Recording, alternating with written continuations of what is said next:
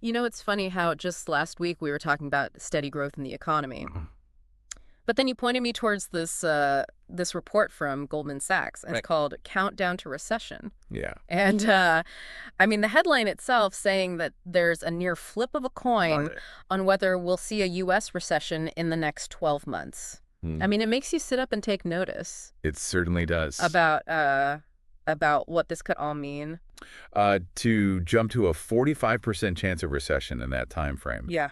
it's not just a minor adjustment. Yeah. It signals a fundamental shift in their outlook. Right. And it begs the question, Yeah. what's causing this sudden wave of concern? Yeah, 45%. It's almost like Yeah. betting on heads or tails for the future of our finances. Right. It's no longer some abstract economic theory. It feels like a very real possibility Right. that could impact jobs, savings, everything. And then you look at their growth projections for the end of next year. Yeah. A measly 0.5% Right. GDP increase Yeah. in the fourth quarter of 2025. I mean, GDP growth, that's essentially the measure of how much the economy is producing, right? It is. So a tiny 0.5% suggests we're barely moving forward. Precisely. And think of healthy economic growth as providing a buffer. Right. It's like having a bit of extra momentum. Yeah. When growth slows to near zero, like this 0.5% projection, that buffer disappears. Right. And the economy becomes much more vulnerable to any unexpected shocks. It's as if the economy got its report card. Yeah. And instead of a solid doing well, it's teetering on a D-. Mm-hmm. Not quite failing, but a performance that definitely rings alarm bells. Right. So as we were discussing, our goal in this deep dive is to unpack the findings of this Goldman Sachs report. What are the core reasons behind this more pessimistic view? Well, their analysis highlights what we can think of as a triple threat. Okay. 3 interconnected pressures that are significantly elevating the risk of a downturn. The first of these is the tightening of financial conditions. Okay, let's break that down for everyone. Sure. Tighter financial conditions sounds like something you'd hear on Wall Street. Mm-hmm. What does it actually translate to in our daily lives for the broader economy? Simply put, it means that money is becoming more expensive to borrow Okay, and harder to access. got it. High interest rates make it less appealing for businesses to take out loans for expansion. Mm-hmm. Consumers might think twice about big purchases like a new car or renovations. Yeah. It also becomes more difficult to even get those loans approved. Right. This naturally discourages both spending and investment, which are fundamental to economic growth. Right. Goldman Sachs emphasizes that this tightening is happening faster and having a stronger effect than they previously anticipated. That makes intuitive sense if businesses are hesitant to borrow and invest because of higher costs. Right. They're less likely to hire or expand. Exactly. And if people are facing higher interest rates on things like mortgages and car loans, they might pull back on other spending. Right. Creates this kind of dampening effect on the entire economy. Uh-huh. Now, the second element of this triple threat you mentioned was consumer boycotts overseas. Right. This feels less about pure finance Mm-hmm. and more about global opinions and trade. Exactly. Imagine individuals in other countries consciously deciding not to purchase American goods or services. Mm-hmm. This could stem from various factors. Yeah. Trade disputes, political tensions, or even just a change in consumer preferences. Right. Regardless of the reason, the impact on U.S. businesses is direct. Yeah. Lower demand from international markets leads to reduced sales, potentially lower profits, and crucially, the risk of job losses in those sectors that rely on exports. So it's not just about tariffs potentially making the things we import more expensive. Right. It's also the risk of other countries becoming less interested in what we produce. Mm-hmm. That's a significant headwind It is. for American businesses. And the third part of this triple threat is increased policy uncertainty. Mm-hmm.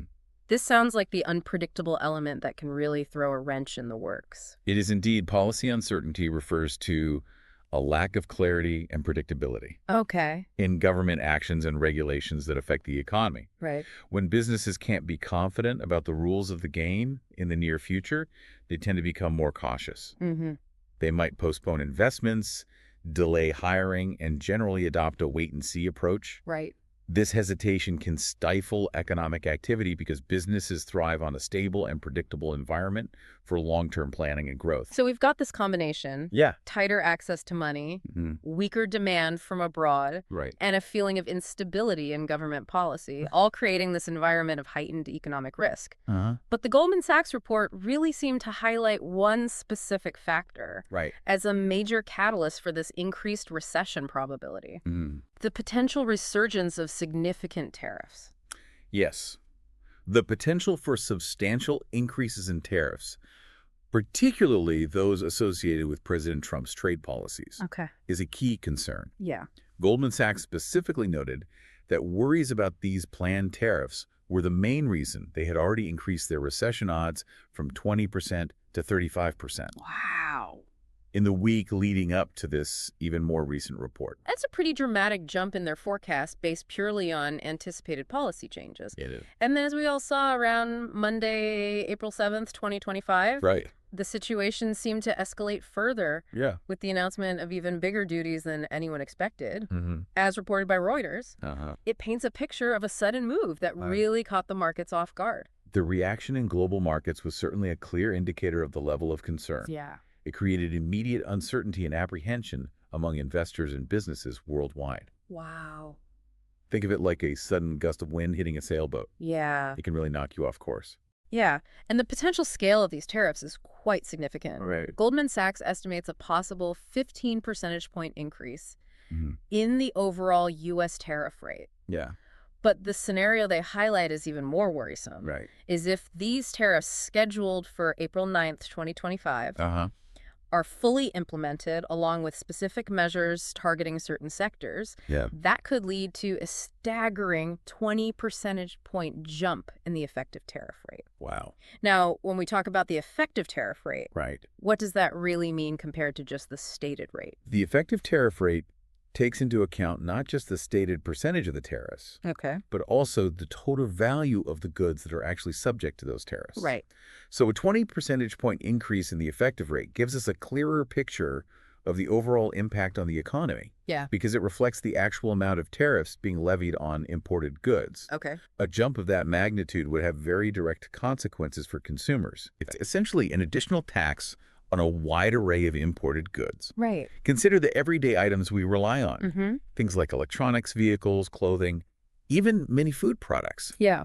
These could all become noticeably more expensive, and that's what Goldman Sachs is referring to as a potential chaos fee being added to our cost of living. Chaos fee. Right. That's a very apt way to put it. It is. It really emphasizes the unpredictable nature Yeah. and the direct hit to our wallets. Mm-hmm.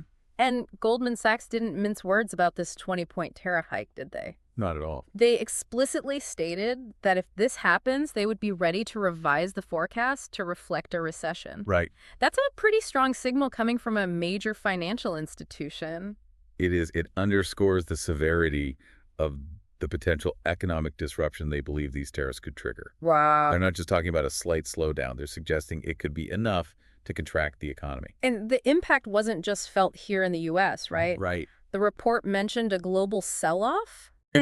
Following Trump's tariff announcement, Mm-hmm. really underscoring just how interconnected the world's economies have become. Absolutely. Tariffs imposed by one country don't operate in isolation. Right. Other nations can, and very often do, respond with their own retaliatory tariffs Yeah. on exports from the country that initiated the tariffs. Right. This can quickly escalate into a full-blown trade war, Yeah. where the flow of goods and services is disrupted Uh-huh. and costs increase for businesses and consumers on all sides. Yeah. The general consensus among economists is that in a trade war, there are rarely any real winners. And we've certainly seen the real-world effects of disruptions Mm-hmm. to global supply chains in recent memory, haven't we? We have. The experiences of 2020 Yeah. with empty shelves and delays in getting goods Right. are still relatively fresh in many people's minds. Mm-hmm. Tariffs on this scale could certainly amplify those kinds of issues. That's a crucial point to consider. Yeah. Tariffs can create significant bottlenecks in supply chains. Right. Making it more difficult and expensive for businesses to obtain the necessary components and materials for their production processes. Right. This can lead to further price increases for consumers and potentially even shortages of certain goods. So stepping back from this global perspective and Uh-huh. focusing on the individual, on me, on the listener, Yeah, what does this 45% recession risk, right. coupled with the potential impact of these tariffs, really mean in practical terms? Well, a 45% risk isn't just a statistical probability. Right, It translates to a significantly higher likelihood of facing real economic hardship. right. We could see a rise in job scarcity as businesses become more cautious about hiring or even implement layoffs in response to slowing demand and increased costs. Yeah. And as we've discussed, the prices of many everyday goods could increase due to the tariffs putting a squeeze on household budgets. Right. Think about filling up your car with gas or buying your weekly groceries. Mm. If the cost of imported goods rises substantially, those routine expenses will likely feel the pinch. That long-awaited vacation you might have been planning, Yeah. suddenly looking more like a staycation, is starting to feel a bit too plausible, isn't it? It does, and the idea of your grocery bills creeping closer and closer to your monthly car payment Right. due to the increased cost of imported food and other essentials. Yeah. It's a very tangible concern for many households. Right. These aren't just minor inconveniences. They represent a potential decline in the overall standard of living. Now, the report did offer a potential mitigating factor, a sort of economic safety net, if you will, Yeah, the possibility of the Federal Reserve intervening. that's right. Goldman Sachs anticipates that the Federal Reserve might respond to these growing recessionary pressures by beginning to lower interest rates. Oh, okay.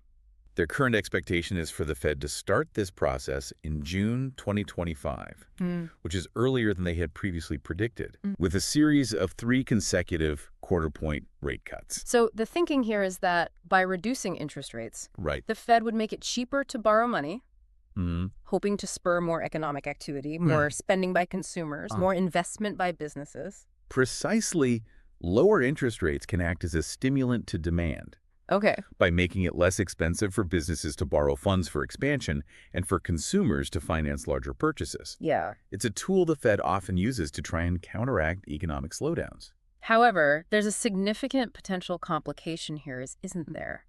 Especially if these tariffs do indeed lead to a noticeable increase in inflation. Right. The Fed could find itself in a very tricky situation. That's the crucial dilemma. If tariffs cause a substantial increase in prices across the board, Yeah. the Fed might be hesitant to aggressively cut interest rates for fear of further exacerbating inflation. Right. They could be forced to choose between trying to support economic growth and trying to control rising prices. A very unenviable position for any central bank. And it seems Goldman Sachs isn't the only voice expressing concern. The report indicated that several other major investment banks are also sounding the alarm Right. and increasing their probabilities of a U.S. recession.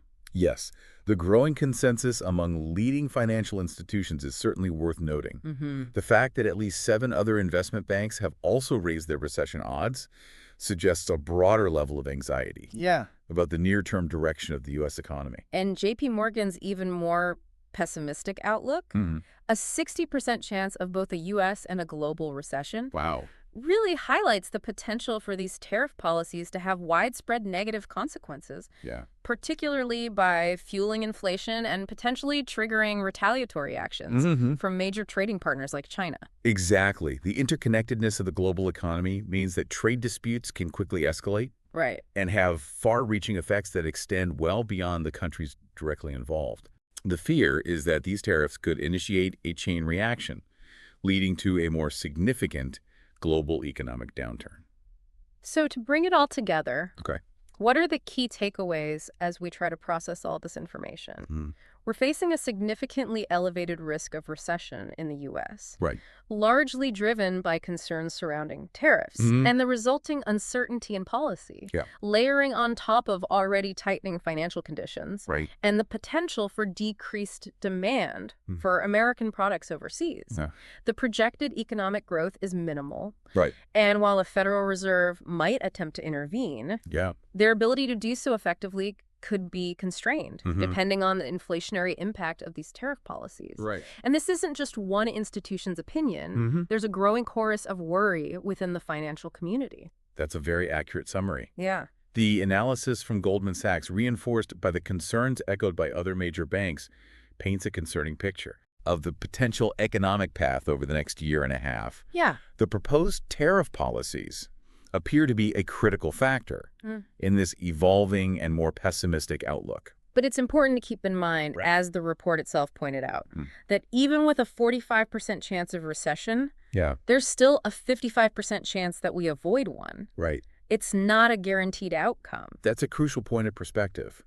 While the risks have undoubtedly increased, the future remains uncertain. Yeah. Economic forecasts are based on the information and assumptions available at a particular time.